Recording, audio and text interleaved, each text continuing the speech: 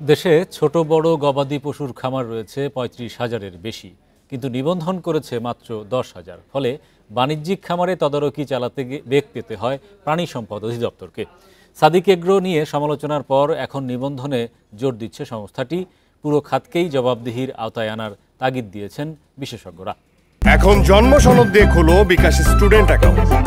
নিজের বিকাশ নিজে কর।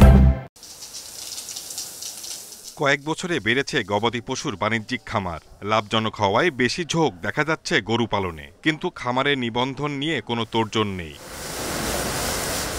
সম্প্রতি সাদিক এগ্রোর অনিয়ম ধরা পড়ায় নড়েচড়ে বসেছে প্রাণী সম্পদ অধিদপ্তর।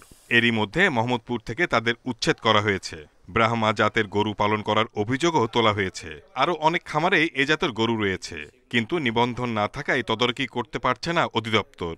আমাদের একটা প্রকল্প ছিল, সেটার মূল্যায়ন হয়েছে, মিশ্র প্রতিক্রিয়া আছে, পক্ষে বিপক্ষে কথা আছে। সরকার একটা সিদ্ধান্ত নিলে অনেক কিছু বিবেচনা করে নেয়, এবং যেহেতু সিদ্ধান্ত এখনো ফাইনাল না, এটা আপাতত ব্রিডিং পারপাজে আমরা এটাকে নিষেধ, হ্যাঁ, একেবারে নিষিদ্ধ এই পশু দেশে পেয়ে গেলে মানে ওরকম কিছু না। বিশেষজ্ঞরা বলছেন, খামারগুলোর জবাবদিহিতা নিশ্চিত করতে সুষ্ঠু ব্যবস্থাপনা জরুরি। তবে কেউ যাতে হয়রানির শিকার না হয় সেদিকেও খেয়াল রাখতে হবে।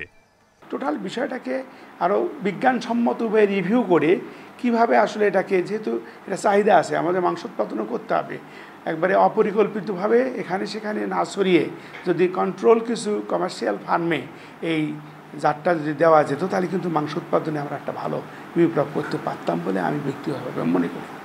ছোট খামারিদের নিবন্ধনের পাশাপাশি প্রণোদনা দেওয়ারও আহ্বান জানান বিশেষজ্ঞরা।